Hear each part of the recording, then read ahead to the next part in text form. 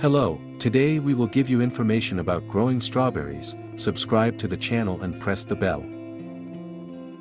How to grow strawberries. Planting, strawberry leaves, roots, runners, and fruit all develop from the crown. Plant as soon as possible in the spring, after the soil has reached 50 degrees Fahrenheit. Planting at the correct depth is very important.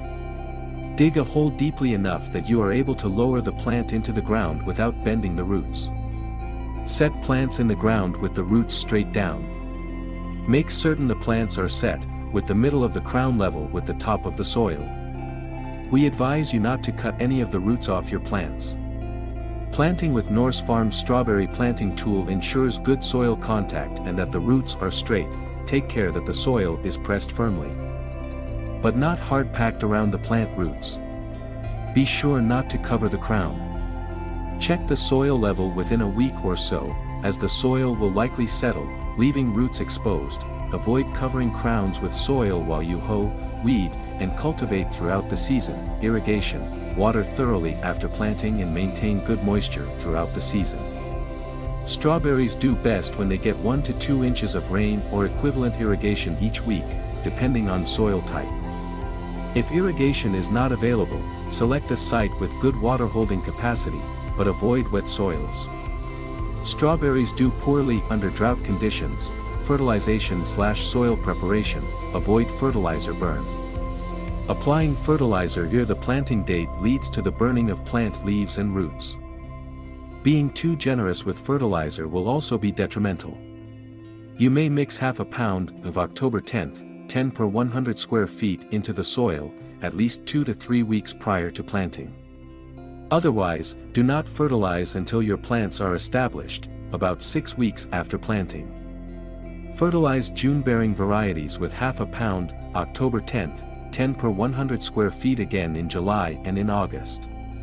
Day-neutral varieties should be fertilized weekly or bi-weekly once established to maintain growth and fruit production. Preparing for winter, mulching is necessary in most northern states for winter protection of the crowns. Quick freezing and thawing can cause serious crown damage which may not only affect yield but also plant survival. An adequate layer of mulch mitigates fluctuating temperatures. Apply approximately 4 inches of straw or salt marsh hay after plants have started to go dormant or after 6 to 10 hard frosts. Remove mulch in early spring before new growth starts. You can move the mulch to the aisles to keep weeds at bay and keep mud from splashing onto the fruit. You must cover the plants with straw again if cold temperatures are forecasted. A frost blanket or row cover can provide some degree of protection in the spring also. They must be removed by the time plants begin to bloom. June-bearing strawberries, such as jewel or honeyoy, establishing year, pinch off all the flower buds in the first year of growth. This allows plants to put energy into becoming established and in turn, yield a larger crop the first bearing year. It will also encourage runner production and support winter survival. You may let your rows fill in by allowing 2 to 4 daughters, runners, to take root on each side of the mother plant. Evenly space the plantlets in the bed 5 to 8 inches apart, lightly pressing them into the soil to make sure there is good soil contact around the roots. Cut off any additional runners that form during the season.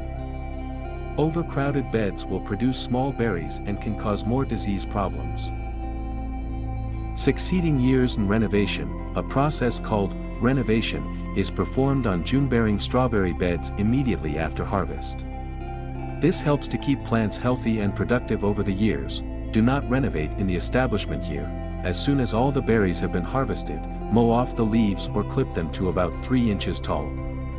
Use your lawn mower set at the highest setting and collect the clippings in the mower bag or rake them off to help reduce disease.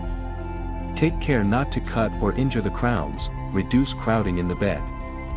Rototill the edges of the bed to narrow the bed width to 12 to 18 inches. Do not let additional daughter plants root. We recommend an application of 1 pound, 1/2 pounds of October 10th, 10 per 100 square feet at renovation. For the most efficient use of fertilizer, apply about 2/3 that rate at renovation and 1/3 in September. Complete the renovation process with good watering to get new growth off to a good start. Continue to maintain adequate moisture throughout the remainder of the growing season. The work of our farmers is commendable. Stay healthy.